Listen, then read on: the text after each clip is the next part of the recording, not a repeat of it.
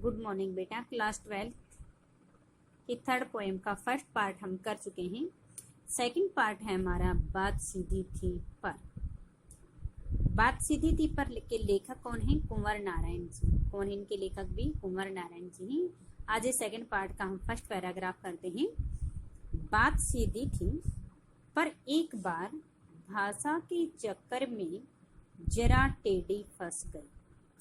इसमें सबसे पहले पर्सन प्रस्तुत पद्यांश हमारी हिंदी की पाठ्य पुस्तक आरोह भाग 2 में संकलित बात सीधी थी पर कविता से ली गई है। इसमें इसके लेखक सुमित्रा नंदन पंत जी हैं।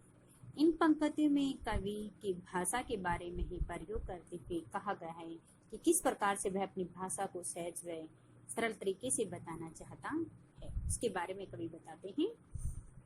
बात सीधी थी पर एक बार, इसमें इसके कवि कुंवर नारायण जी कहते हैं कि जब मैं अपनी सीधी सादी भावनाओं को, विचारों को व्यक्त करना चाहता था। कवि क्या कह रहे हैं कि जब मैं अपनी सीधी सादी भावनाओं को, अपने विचारों को लोगों के सामने व्यक्त करना चाहता था, उन्हें बताना चाहता था, तो उस समय भाषा के चक्कर में वह अपनी बात को सहज नहीं कर पाता है। वह अपनी बात को सहज सरल तरीके से नहीं बता पाता है, बल्कि उसकी बात और क्या हो जाती है, बिगड़ जाती है। जरा टेढ़ी फंस गई। वह अपनी बात को सरल तरीके से बताने की बजाय उसकी जो बात होती है वह जरा और टेढ़ी हो जाती और कठिन होती चली जाती है। बल्कि उसे सरल बनाने के लिए कवि ने हर प्रकार के प्रयत्न किए हैं, लेकिन उसके बाद भी उसकी भाषा कठिन होती चली गई है। उसे पाने की कोशिश में भाषा को उल्टा पुल्टा, तोड़ा मुड़ा। कवि ने लोगों के सामने अपनी बात को स्पष्ट करने के लिए अपनी भाषा को उल्टा किया, तोड़ा मरोड़ा, नए नए शब्दों का प्रयोग किया, छोटे छोटे वाक्यों का प्रयोग किया ताकि मेरी भाषा समझ में आ सके, घुमाया फिरा, लेकिन फिर भी वह अपनी बात को स्पष्ट नहीं कर पाया। कि उसकी बात क्या दिन प्रतिदिन यानी कि सन कठिन होती चली गई है। कि बात या तो बने या फिर भाषा से बाहर। उसने अपनी इस प्रकार से तोड़ा फरोड़ा, घुमाया फिरा, नए नए शब्दों का प्रयोग किया, या तो मेरी बात सरल सहज भाव में तरीके से स्पष्ट हो जाए, या फिर मैं इस भाषा के चक्कर से बाहर निकल आऊं। क्योंकि उसने स्वयं तो पहले उस भाषा का प्रयोग करके नहीं देखा था और बगैर प्रयोग के वह उस भाषा को प्रयोग करने लगा कि किसने जैसे इंग्लिश वगैरह आदि भाषाएं आती हूँ और वह संस्कृत में प्रयोग करने लगी, और लेकिन स्वयं उसने उस चीज का ज्ञान नहीं होता है, तो उस समय क्या थे उसकी भाषा यानी कि धीरे धीरे क्या हो जाते, कठिन होती चली जाती है। इसलिए सिर्फ हमें जिस भाषा का ज्ञान था उसी भाषा को उसने प्रयोग करना चाहिए था, लेकिन फिर वो क्या सोचता है बाद में, या तो मेरी भाषा से बाहर आ जाए या बात बन जाए। लेकिन इससे भाषा के साथ साथ बात और भी पेचीदा होगी। लेकिन लेखक की भाषा सरल सहज होने के बजाय उसकी बात क्या हो जाती है, पेचीदा कठिन होती चली गई है।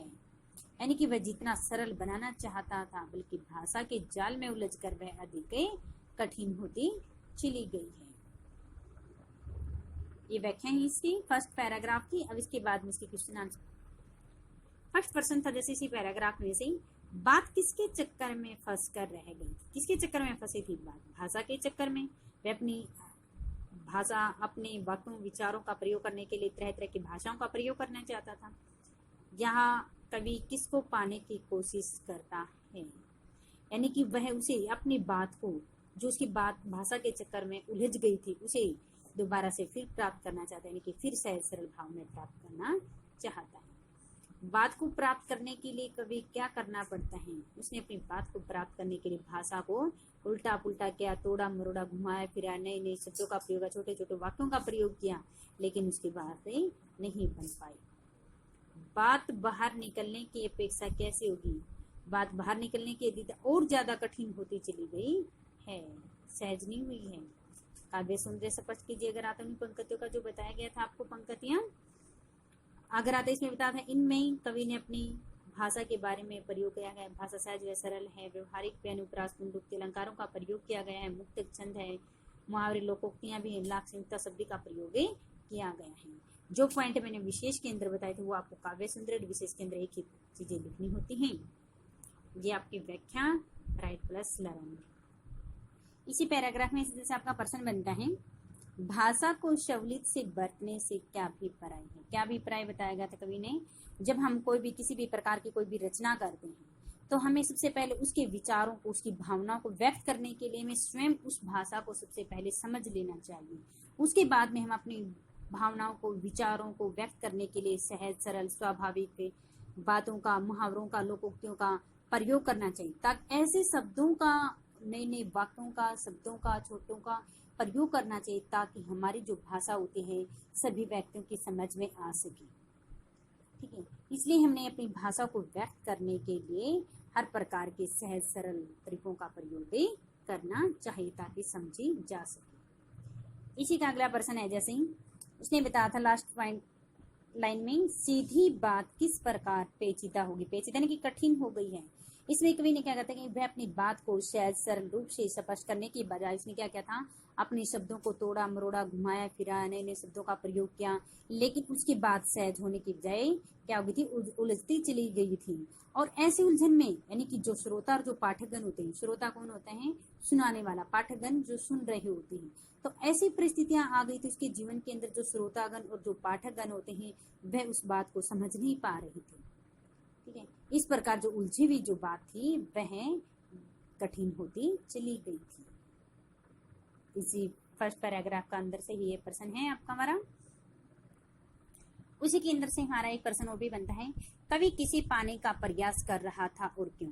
कवि अपनी सरल, स्पष्ट, कठिन जो बात थी, जो यानी कि पेचीदा होती चली गई थी, कठिन होती चली गई थी, उस चुंगल से बाहर निकालने की बजाय वो क्या कर रहा था, या तो मेरी बात इस शब्दों से बाहर निकल आए या सहज व सरल भाषा में स्पष्ट हो जाए, लेकिन उसकी बात सरल व सीधी होने पर कठिन भाषा के चक्कर में टेढ़ी होकर फंस गई थी।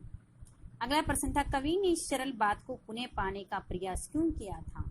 सरल बात को दोबारा से प्राप्त फिर करना चाहता था। वह हर प्रकार के प्रयत्न उसने किए थे, भाषा को क्या क्या पहले उल्टा किया, फिर उल्टा किया, तोड़ा मरोड़ा, नए नए शब्दों का प्रयोग किया, घुमाया फिराया, हर प्रकार की भाषिक रचने का, बदलने का उसने प्रयास किया था।